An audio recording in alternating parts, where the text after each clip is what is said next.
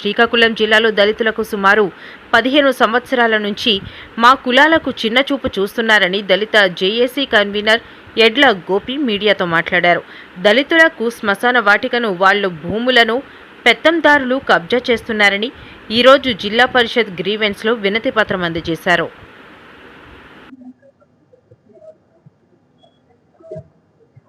మమ్మల్ని మనుషులుగా గుర్తించాలని తెక్కలకి ఆనుకొని ఉన్న లచ్చన్నపేట అనే గ్రామంలో మేకపిల్లలను మోసుకెళ్ళినట్లు పంట పొలాల్లో నుంచి మోసుకెళ్తున్న దృష్టి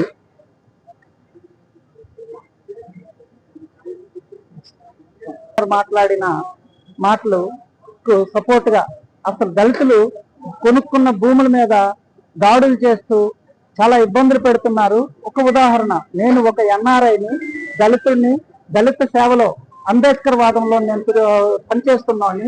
అలాంటి నన్ను నేను కొనుక్కున్న 31.5 సెంట్లు టెక్కలకు ఆనుకొని ఉన్న చింతలగారు పంచాయతీలో ఉంటే దాన్ని కబ్జా చేయడానికి నంబూరు షణ్ముఖరావు అనే ఒక వ్యక్తి విశ్వ ప్రయత్నాలు చేస్తూ చాలా ఇబ్బందులు పెడుతూ అధికారులకు తిరిగి తప్పుడు సమాచారాలు ఇస్తూ ఆ దొంగే దొంగ అన్నట్లు తను ఏం చేస్తున్నాడంటే దొంగతనం పనిచేసి దొంగ దొంగ అని నా మీద నేనేదో రెవెన్యూకి పోలీసులకి లంచాలు ఇచ్చినట్లు కొన్ని పత్రికల్లోన వాళ్ళ తోక పత్రికల్లో రాయించుకొని విపరీతంగాను నన్ను వ్యాపార పరంగాను నాకు మానసికంగా ఇబ్బందులు కలుగజేస్తున్నారు. ఇప్పుడు కలెక్టర్ గారు కిందటి రెవెన్యూ క్లినిక్ లో ఆయన వెళ్ళేటప్పుడు టెక్కల్లో ఒక తప్పుడు సమాచారాలు ఇచ్చారు. మా కలెక్టర్ గారికి నేను వినతి ఏంటంటే ఈ ఇష్యూని జాగ్రత్తగా పరిశీలించి 2019లో నేను కొనుక్కున్నాను దళితుడిని. ఈ దీనిలో ఎటువంటి ఫ్రాడ్ లేదు, ఎటువంటి ఇబ్బంది లేదు. అయినప్పటికీ సర్వే డిపార్ట్మెంట్ వారు ముఖ్యంగా డిఐఓ తప్పుడు సమాచారం ఇస్తూ తప్పుడు నివేదికలు ఇస్తూ నా భూమి కబ్జాలో వాళ్ళకి సహకరిస్తున్నారు. ఇది 3 కోట్ల విలువ చేసిన ఈ మాలకి భూమితో కలుపుకొని సుమారుగా 3 కోట్ల విలువ కనుక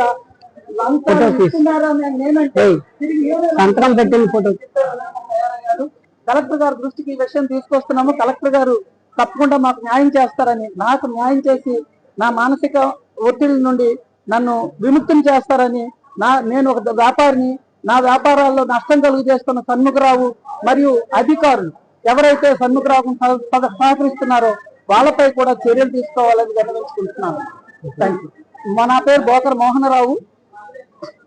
నేను ఎన్ఆర్ఐ.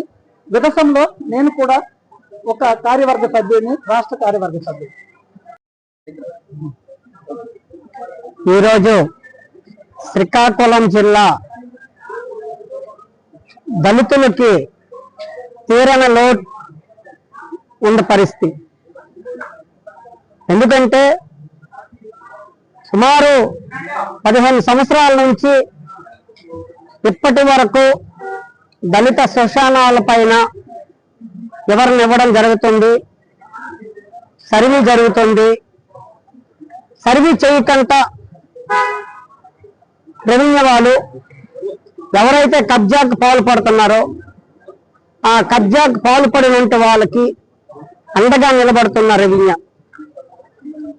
ఇప్పటికైనా దళిత శ్మశానాల పైన, అలాగే బోర్వెల్, షెడ్ నిర్మాణం, దళిత గ్రామాల్లో సామాజిక భవనాలు నిర్మించాలని, తర్వాత జిల్లా వ్యాప్తంగా ఈ రోజుకి కూడా ప్రతి మండలంలో దళితుడు కొనుక్కున్న ల్యాండ్ పైన కానీ లేదు గతంలో ఇచ్చిన డీపట్టాల పైన కానీ సమగ్ర దర్యాప్తు చేసి దళితులకు అన్యాయం జరగకుండా ఈ జిల్లా కలెక్టర్ గారిని దళిత జేఏసీ విదసం ఐక్యవేదిక రాష్ట్ర కో కన్వీనర్ గా ఎడ్ల గోపి డిమాండ్ చేస్తున్నారు.